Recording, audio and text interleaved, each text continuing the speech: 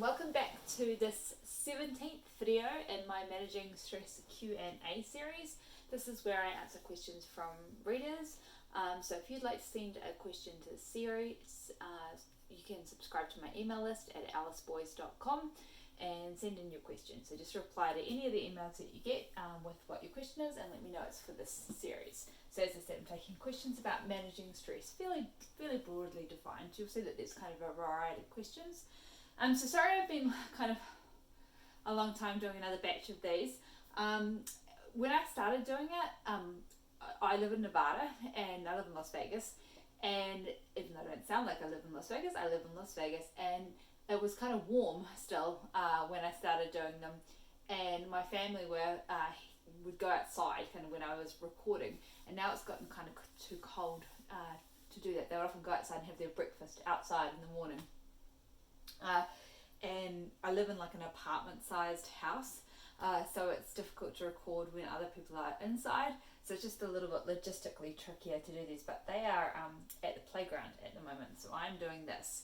Alright, so this question is from Janie. I always have had vivid and sometimes recurrent dreams for many years. They seem even more frequent now. They always involve a real life situation and make me wake up feeling worried or stressed and ashamed, or however I felt in the dream. I seem to be able to hold it together during the day. How do I manage what happens when I sleep?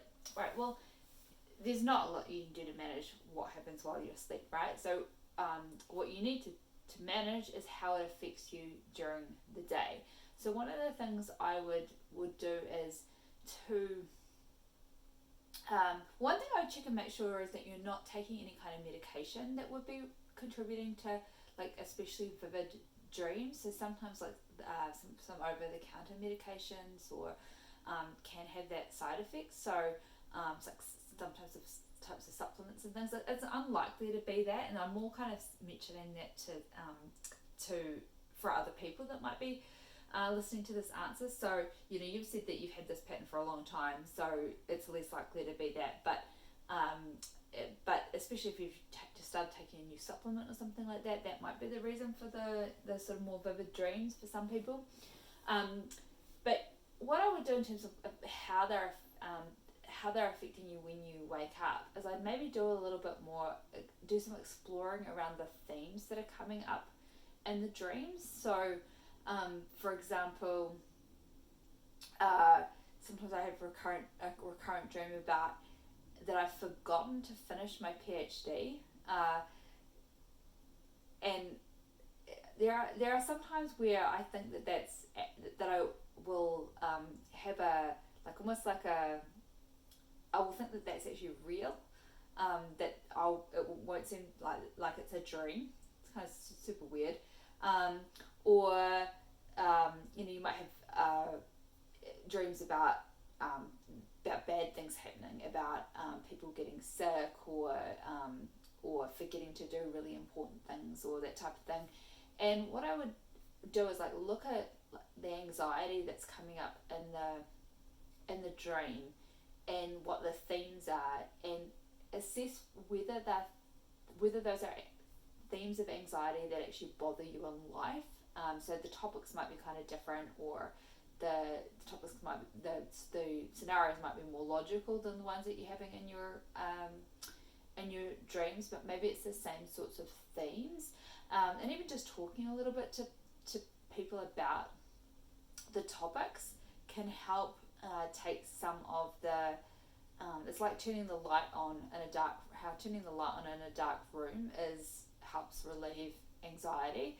So when you just even talk a little bit about what's happening, it can relieve some of that. So even saying, like, if you had a dream about something terrible happening to a family member or something like that, or you had a dream about doing something really out of character, sometimes just actually talking about that can de-shame it and take the temperature level on the emotions down a little bit. But yeah, I would explore what those themes mean to you in more detail. Like, think about how those themes, like if it's a theme about health anxiety, or if it's a theme about like not being a competent adult, or the theme about losing your marbles, or those kinds of things. Think how what are the worries that you have during your waking hours that tap into those same themes, and I would work on working through those worries and anxieties more, and hopefully that should help so that when you wake up from the dreams, they're not it's not as distressing, right? That, and also that you can have more clear sense of separation between what's happening in the dream and what your actual worries and anxieties in life are. Okay, it's hard to. I'm trying to think of a good example of that to make that like a little bit more clear.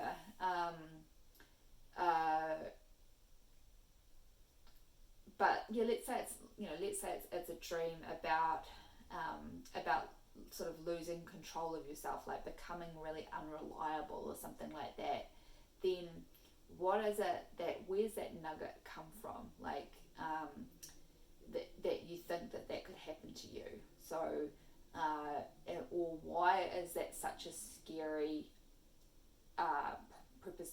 proposition? So maybe it's because other people really rely on you. Maybe you've got someone with dementia or something like that in your household that's really relying on you, not to always be on top of things and always be organised or something like that, or someone with alcohol problem or something that where you need to be the one that's responsible for everything.